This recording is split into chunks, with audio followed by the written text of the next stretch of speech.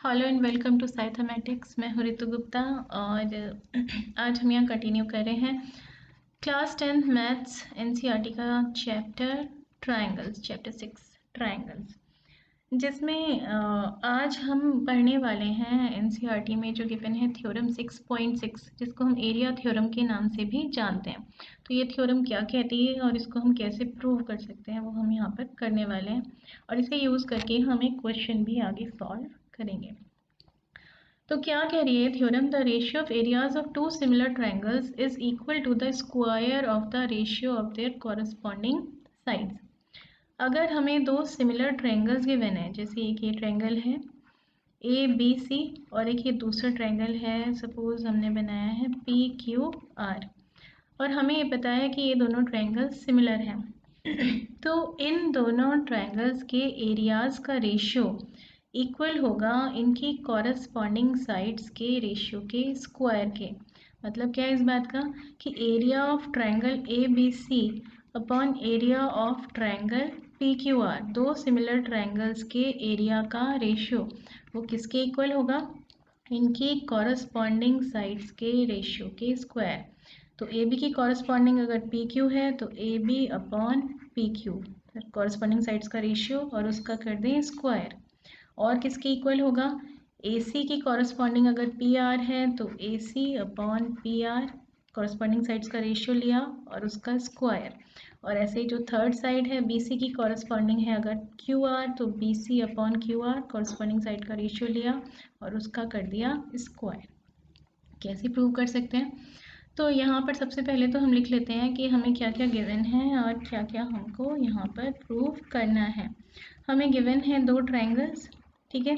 एक है triangle A B सी, ये छोटा वाला ट्रायंगल, और एक है ट्रायंगल पी क्यू आर, ये बड़ा वाला ट्रायंगल। और हमें कैसे ट्रायंगल्स गिवन है? Similar triangles. तो हमें ये पता है कि triangle A B C is similar to triangle P Q R, ठीक है। ये हमें गिवन है। हमें प्रूव क्या करना है? हमें प्रूव करना है कि इन दोनों ट्रायंगल्स के एरिया का ratio, area of triangle A B C upon area of triangle P Q R, ये किसके इक्वल है? इनकी कॉरस्पॉन्डिंग साइड्स के रेशियो के स्क्वायर के इक्वल है। यानी A B upon P Q का square is equal to B C upon Q R का square is equal to A C upon P R का स्क्वायर, ठीक है। तो क्या करें प्रूव करने के लिए? हम करते हैं एक छोटी सी कंस्ट्रक्शन इसमें। कंस्ट्रक्शन तो क्या कर रहे हैं हम यहाँ पर? हमने क्या किया, क्योंकि एरिया की बात हो रही है, एरिया ऑफ ट्रायंगल की, और हमें पता है एरिया ऑफ ट्रायंगल होता है half into base into height. तो दोनों ट्रायंगल्स की हमने यहाँ पर हाइट बना ली। तो ए से हमने एक परपेंडिकुलर यहाँ पर डाल दिया BC पर, ठीक है, AM। और ऐसे ही P से हमने एक परपेंडिकुलर डाल दिया QR पर, जिसको हमने नाम दे दिया PN। तो हमने क्या कंस्ट्रक्ट किया है? हमने बनाया है AM perpendicular to BC and PN perpendicular to QR, ठीक है। ये हमने बना दिया। अब देखते हैं इसकी हेल्प से हम कैसे इसको प्रूव कर सकते हैं। प्रूफ। अब area of triangle A B C की अगर हम बात करें तो ट्रायंगल का एरिया किसके इक्वल होता है? Half into base into height. तो हाफ इंटू, अगर इसका बेस हम BC ले रहे हैं तो हाइट इसकी क्या हो जाएगी? ये AM इसकी हाइट हो जाएगी, ठीक है। तो हाफ इंटू बेस की जगह रख दिया BC और हाइट हमने रख दी AM, ठीक है। ऐसे ही area of triangle P Q R अगर हम बात कर रहे हैं तो वो भी किसके इक्वल है? Half into base into height. यानी हाफ इंटू बेस ले लेते हैं क्यू आर, तो हाइट हो जाएगी उसकी PN, half into Q R into PN, ठीक है। दोनों का रेशियो अगर हम निकालें area ABC upon area PQR, तो ये किसके इक्वल होगा?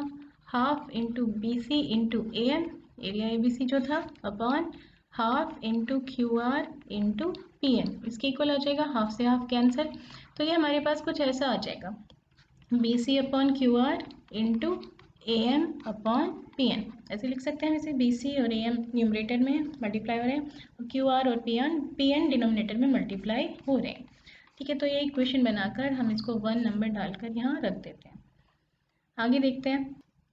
अब हम यहाँ पर ध्यान देते हैं थोड़ी देर के लिए ट्रायंगल ABN, ये ट्रायंगल, और ट्रायंगल PQN इस ट्रायंगल पर। क्या हम इन दोनों ट्रायंगल्स को सिमिलर प्रूव कर सकते हैं? बिल्कुल कर सकते हैं। कैसे कर सकते हैं? ये एंगल AM तो परपेंडिकुलर है BC के, तो ट्रायंगल एंगल AMB 90 डिग्री है, और ऐसे PN परपेंडिकुलर हमने डाला है QR के, तो एंगल PNQ भी 90 डिग्री है। तो एक तो ये एंगल्स इक्वल हो गए, corresponding angles.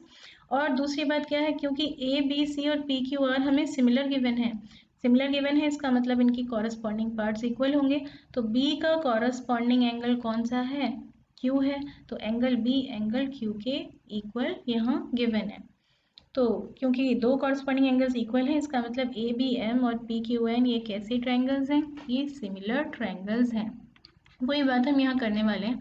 In triangles ABM and PQN, यहाँ हमें क्या दिखाई दे रहा है कि angle AMB is equal to angle PNQ। AMB is equal to PNQ। क्यों क्यों क्यों कह रहे हैं हम ऐसा? क्योंकि बोथ एंगल्स कितने हैं? 90 डिग्री के, दोनों 90 डिग्री के। और दूसरी बात क्या है, एंगल B, ये वाला एंगल B, एंगल ABM पूरा लिख सकते हैं इसको, is equal to angle Q या एंगल PQN। क्यों? हमें ये पता है कि triangle ABC is similar to triangle PQR, ये गिवन है। तो सो बाय CPST ही corresponding parts of similar triangles हैं, इसीलिए हम कह रहे हैं कि ये दोनों एंगल्स इक्वल हैं। इसका मतलब क्या हुआ कि triangle ABM is similar to triangle PQN by AA criteria से ये दोनों ट्रायंगल्स सिमिलर हो गए। अब अगर ये दोनों ट्रायंगल्स सिमिलर हैं तो इसका मतलब क्या है, CPST से हमें क्या मिलेगा? इनकी कॉरस्पॉन्डिंग साइड्स का रेशियो इक्वल होना चाहिए और इनके कॉरस्पॉन्डिंग एंगल्स इक्वल होने चाहिए। कॉरस्पॉन्डिंग साइड्स का रेशियो, तो AB की कॉरस्पॉन्डिंग साइड यहाँ पर कौन सी है? PQ है। तो हमें यहाँ पर क्या मिलेगा? AB upon PQ, AB upon PQ, ये किसके इक्वल मिलेगी? AM की कॉरस्पॉन्डिंग साइड है PN, AM upon PN, AM upon PN। और ऐसे BM की कॉरस्पॉन्डिंग साइड है QN, पर हमें इसकी अभी ज़रूरत नहीं है। तो हमें यहाँ पर क्या मिला कि AB अपॉन PQ ये किसके इक्वल है? ये AM अपॉन PN के इक्वल है। या हम कह सकते हैं AM अपॉन PN किसके इक्वल है? AB अपॉन PQ के इक्वल है। क्यों? Corresponding parts of similar triangles की कॉरस्पॉन्डिंग पार्ट्स हमें पता है, कॉरस्पॉन्डिंग साइड है सिमिलर ट्रायंगल्स की, तो इनके रेशियोज इक्वल होंगे। दूसरी चीज़ हमें और क्या पता है? हमें ये गिवन है कि ट्रायंगल ABC ये सिमिलर है ट्रायंगल PQR के, तो ये तो हमें गिवन ही है। इसका मतलब इनकी कॉरस्पॉन्डिंग साइड्स के रेशियो भी इक्वल होंगे। तो यहाँ से हमें क्या पता चलेगा कि BC अपॉन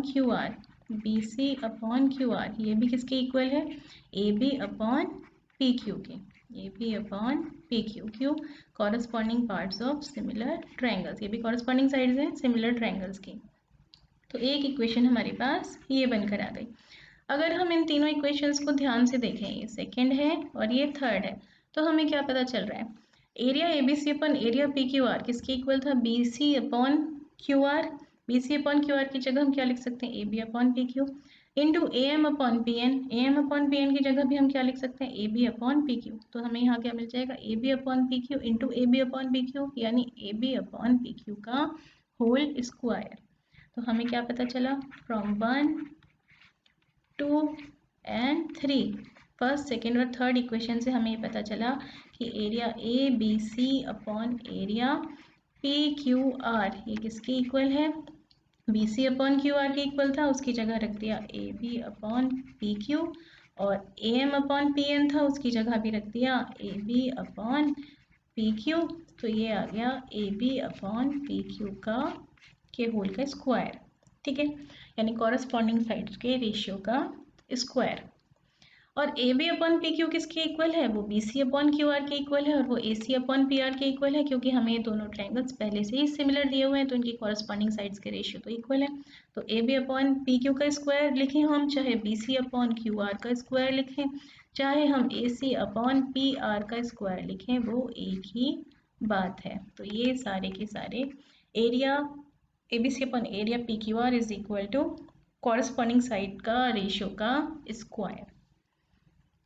इस थ्योरम को यूज़ करके अब हम देखते हैं क्वेश्चन हम कैसे सॉल्व कर सकते हैं। ये है एनसीईआरटी का एग्जाम्पल 9 जो कि बहुत इंपॉर्टेंट क्वेश्चन है। In figure 6.43, the line segment XY is parallel to side AC of triangle ABC. एक ही ट्रायंगल दे रखा है ABC और ये जो XY है ये हमें बोला गया है कि AC के पैरेलल है and it divides the triangle into two parts of equal areas. ये जो लाइन XY है लाइन सेगमेंट ये इस पूरे ट्रायंगल ABC को दो इक्वल एरिया के पार्ट्स में डिवाइड कर रहा है। एक तो ये पार्ट जो हमें दिखाई दे रहा है BXY और एक ये वाला पार्ट जो हमें दिखाई दे रहा है AXYC है ना, ये ट्रायंगल और ये ट्रेपेजियम। और स्पेशल बात क्या है कि इन दोनों पार्ट्स के एरियाज इक्वल हैं। तो सपोज इसका एरिया x है तो इसका एरिया भी x यूनिट स्क्वायर ही है। ठीक है, दोनों का एरिया सेम है।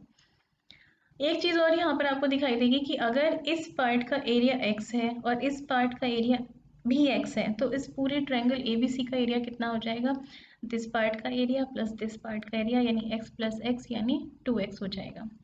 हमें बोला है find the ratio AX upon AB। AX upon AB ये रेशियो फाइंड करके बताइए। कैसे करेंगे सॉल्व तो सबसे पहले हम यहाँ पर देखते हैं, हमें यहाँ पर ये पता है कि एरिया ट्रायंगल ABC ये किसके इक्वल है, ये इक्वल है area BXY plus area AXYC। ठीक है, इक्वल एरिया में डिवाइड हो रहे थे क्योंकि ये, तो इस एरिया को अगर हम x कह रहे हैं और तो ये एरिया भी x होगा तो एरिया ऑफ ट्रायंगल ABC हो जाएगा 2x। ठीक है, इसके बाद अब हम थोड़ा सा ध्यान देते हैं ट्रायंगल XBY और ट्रायंगल ABC पर।